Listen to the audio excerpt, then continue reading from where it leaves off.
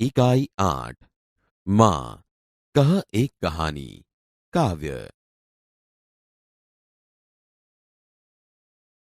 विद्यार्थी मित्रों, अब तक आपने कई कविताएं सुनी होगी और गान भी किया होगा।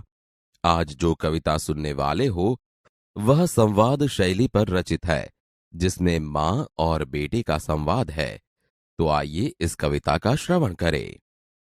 ध्यान से कविता सुनिए।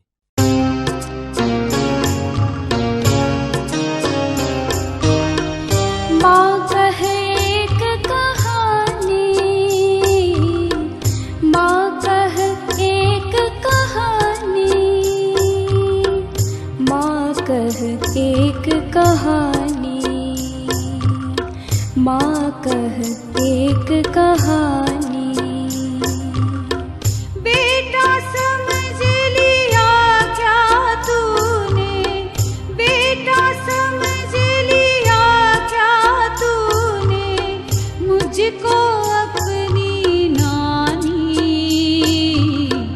माँ कहे एक कहानी, माँ कहे एक कहानी।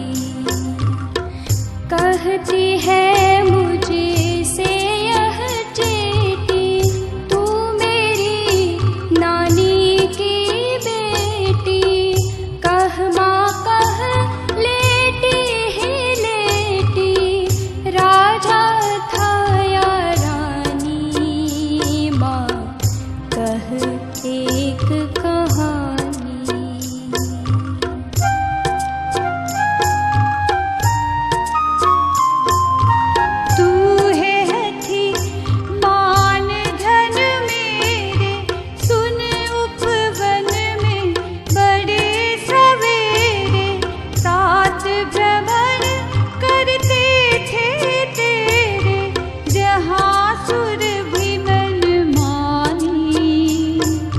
जहाँ सुर भी मन मानी,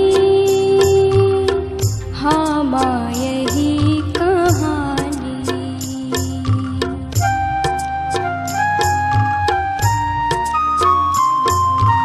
वर्ण वर्ण के फूल खिले थे, झलमल कर बिंदु झिले थे। हल्के झोंके हिले मिले थे, लहराता था पानी, लहराता था पानी। हाँ हाँ यही कहानी।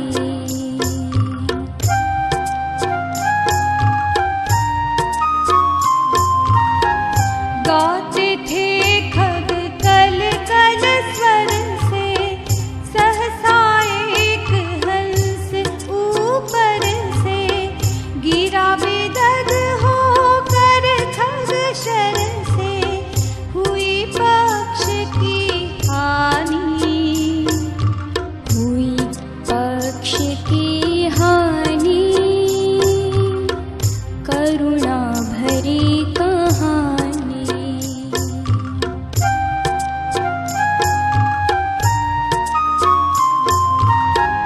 चौंक उन्होंने उसे उठाया, नया जन्म सा उसने पाया।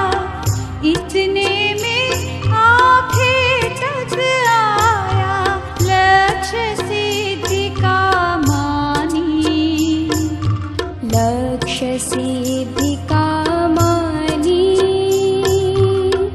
कोमल कठिन कहानी।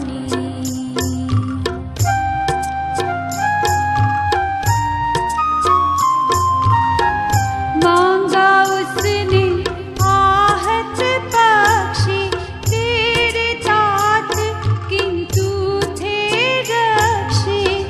तब उसने जो था खग भक्षी, हठ करने की ठानी, हठ करने की ठानी। अब बढ़ चली कहानी।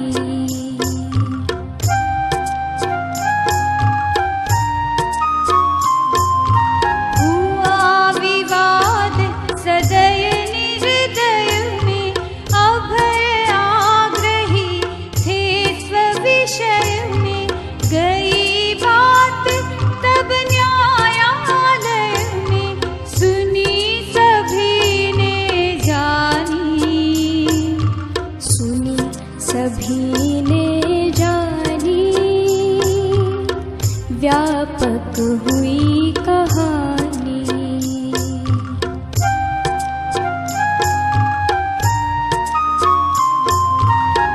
राहुल तू निर्णय कर इसका, न्याय पक्ष लेता है किसका। कह दे निर्भय जय हो जिसका, सुन लूं तेरी बानी।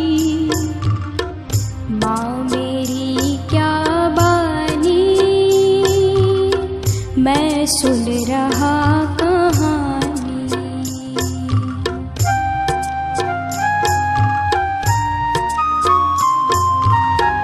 कोई निरपराध को मारे तो क्यों दूसरे न उसे उबारे। रक्षक पर भक्षक को वारे, न्याय दया का दानी। न्याय दया का दानी, तूने सुनी कहानी। तूने सुनी कहानी, तूने सुनी कहानी। कविता का गान कीजिए।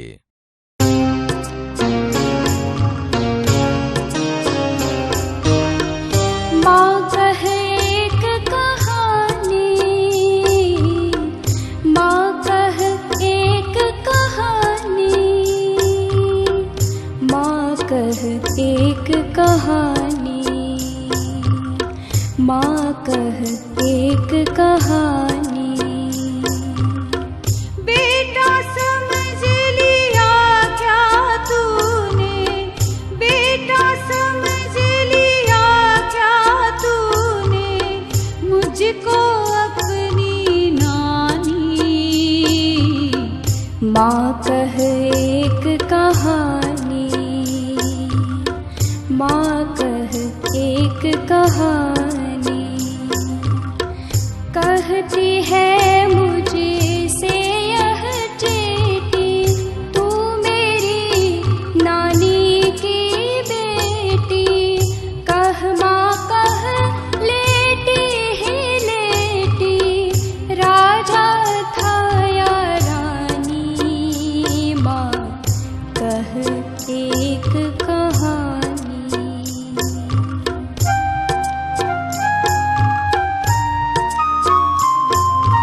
तू है हठी मान धन मेरे, सुन उपवन में बड़े सवेरे।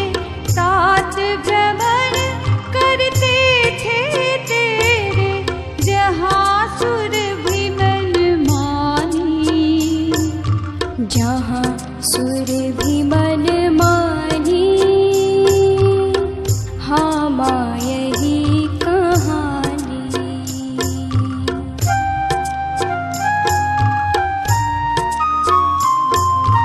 वर्ण वर्ण के फूल खिले थे, झलमल कर बिंदु झिले थे। हल्के झोंके हिले मिले थे, लहराता था पानी। लहराता था पानी,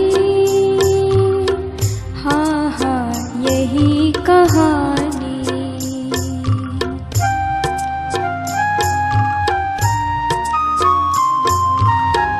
गाते थे खग कल कल स्वर से, सहसा एक हंस ऊपर से।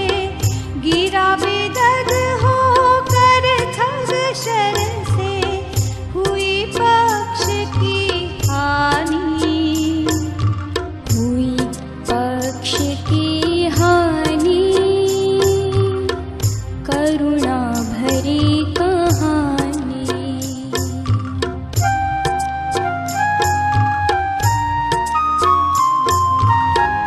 चौंक उन्होंने उसे उठाया, नया जन्म सा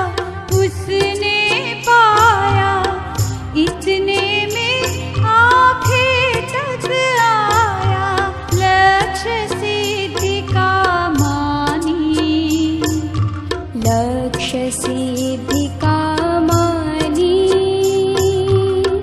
कोमल कठिन कहानी।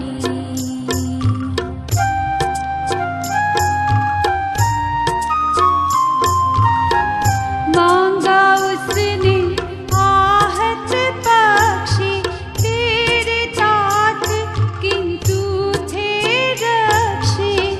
तब उसने जो था खग भक्षी, हठ करने की ठानी, हठ करने की ठानी। अब बढ़ चली कहानी।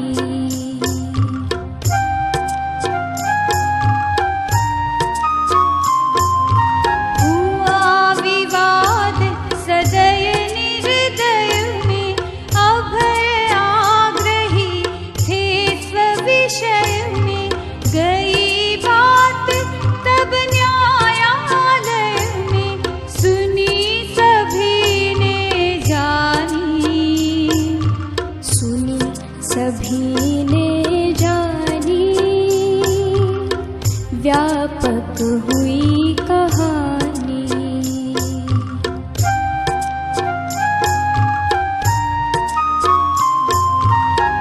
राहुल तू निर्णय कर इसका, न्याय पक्ष लेता है किसका। कह दे निर्भय जय हो जिसका, सुन लूं तेरी बानी। माँ मेरी क्या बानी, मैं सुन रहा कहानी।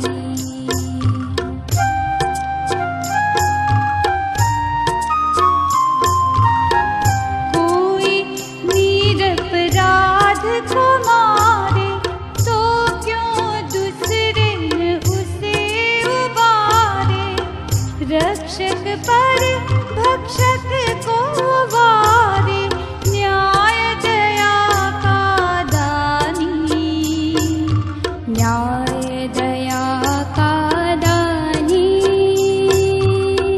तूने सुनी कहानी, तूने सुनी कहानी, तूने सुनी कहानी। बाल दोस्तों, आपने कविता सुनी और समूह गान भी किया। तो चलो अब आप खुद गान करो।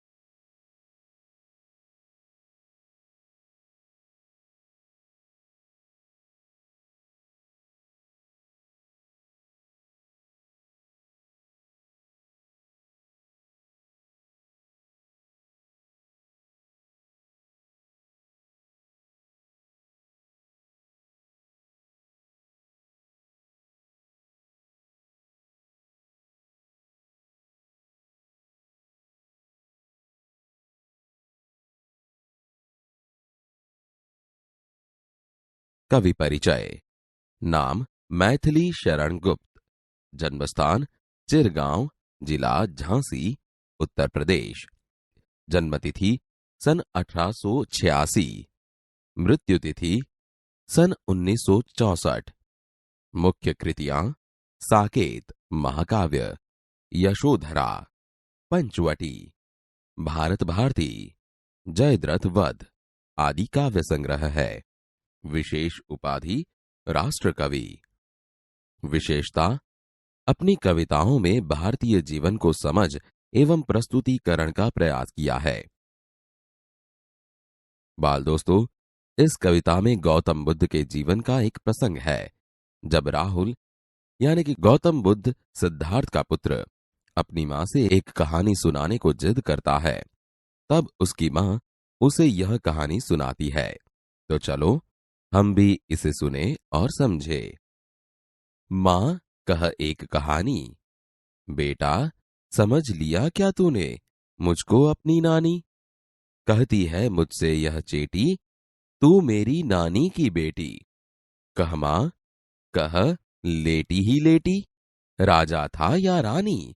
मां कह एक कहानी। माँ, तू मुझे एक कहानी सुनाओ। बेटा, क्या तूने मुझे अपनी नानी समझ लिया है? यह दासी ने मुझसे कहा है कि तू मेरी नानी की बेटी हो। माँ, तुम सोते सोते ही मुझे एक कहानी सुनाओ कि एक राजा था या एक रानी थी।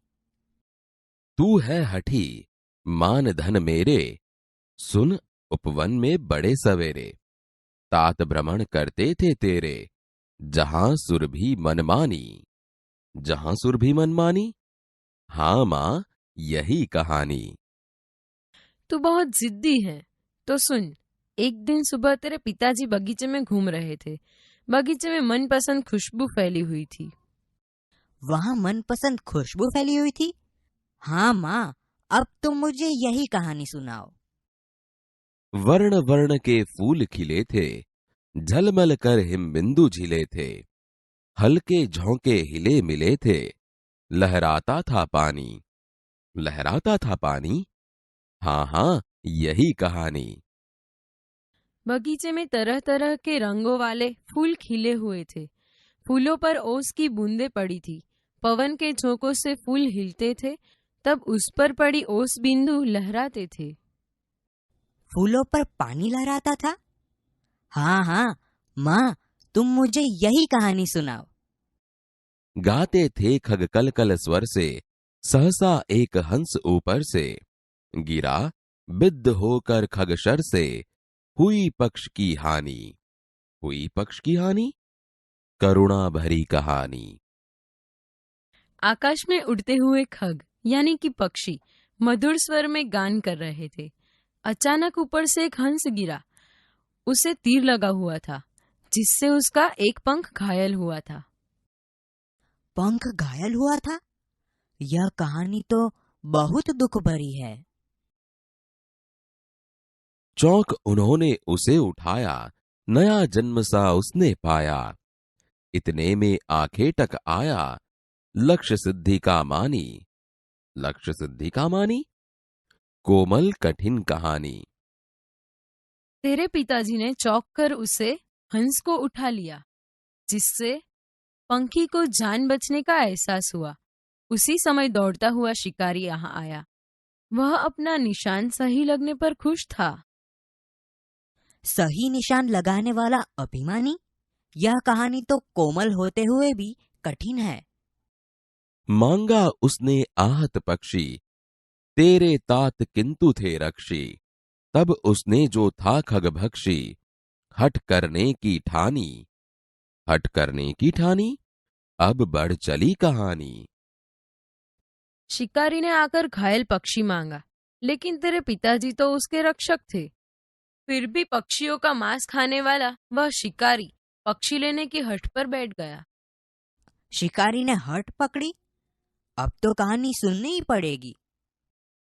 हुआ विवाद सदय निर्दय में, उभय आग्रही थे स्व विषय में। गई बात तब न्यायालय में, सुनी सभी ने जानी। सुनी सभी ने जानी, व्यापक हुई कहानी।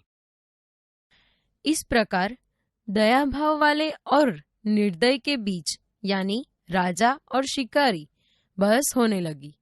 दोनों अपनी बात पर खड़े थे। तब यह पूरी बात न्यायालय में पहुंची, जहां सभी ने उसे सुना और जाना। क्या सभी ने सुनी और जानी? अब तो यह बात सभी जगह फैल गई। राहुल, तू निर्णय कर इसका, न्याय पक्ष लेता है किसका?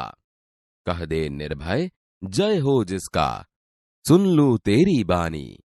मां, मेरी क्या बानी, मैं सुन रहा कहानी। राहुल, अब तू ही निर्णय कर और बता कि न्याय किसका पक्ष लेता है। तू निर्भय होकर बता दे कि इसमें किसकी विजय है। मैं तेरी राय सुनना चाहती हूँ। माँ, मैं क्या राय सुनाऊं? मैं तो कहानी सुन रहा हूँ। कोई निरपराध को मारे तो क्यों अन्य न उसे उबारे, रक्षक पर भक्षक को वारे, न्याय दया का दानी। न्याय दया का दानी, तूने सुनी कहानी। अगर कोई निर्दोष को मारता है तो दूसरा कोई उसे क्यों न बचाए। न्याय हमेशा दया के पक्ष में ही होता है, जो मारने वाले के पक्ष में न होकर बचाने वाले के पक्ष में होता है। क्या दया न्याय का दान देती है? हाँ, सच में तूने कहानी समझ ली है।